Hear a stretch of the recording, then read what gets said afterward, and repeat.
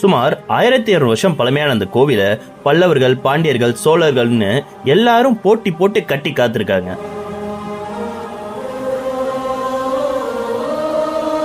கிபி 8ஆம் நூற்றாண்டுல பல்லவர்களின் சிற்றரசான பலிகலை முத்திரையர்னால இந்த கோவில் கட்டப்பட்டு கட்டிய கொஞ்ச காலங்கள்லயே ஒரு இயற்கை பேரிடனால இந்த கோவில் சிதைஞ்சு போயிருக்கு.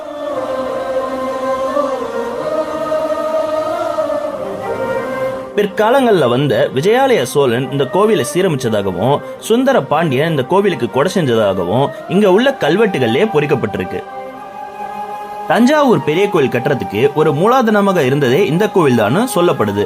பெரிய கோயில் கட்டுறதுக்கு ராஜராஜ சோழன் இங்க இருந்து தான் கற்களை எடுத்துட்டு போயிருக்காரு. இங்க இருக்க சுனையில ஒரு குடைவரை கோயில் இருக்கு. அதுல இருக்க சிவன் வருஷம் முழுக்க தண்ணிக்குள்ள தான் இருப்பாரு. வருஷத்துக்கு ஒரு முறை, அதாவது மகா சிவராத்திரிக்கு மட்டும் தண்ணியெல்லாம் எடுத்து பிரதிஷ்டை பண்ணுவாங்க. அடுத்து மழை வர வரைக்கும் இந்த சிவனை வழிபடலாம். மன அமைதி வேணும்னு பல இடத்துக்கு போறவங்க கண்டிப்பா நார்த்தாமலை மலை மேல இருக்க இந்த குட்டி தஞ்சாவூருக்கு ஒரு தடவை வந்து பாருங்க.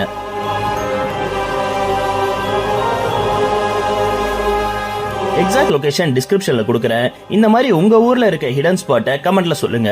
மீண்டும் சந்திக்கும் வரை உங்கள் AK.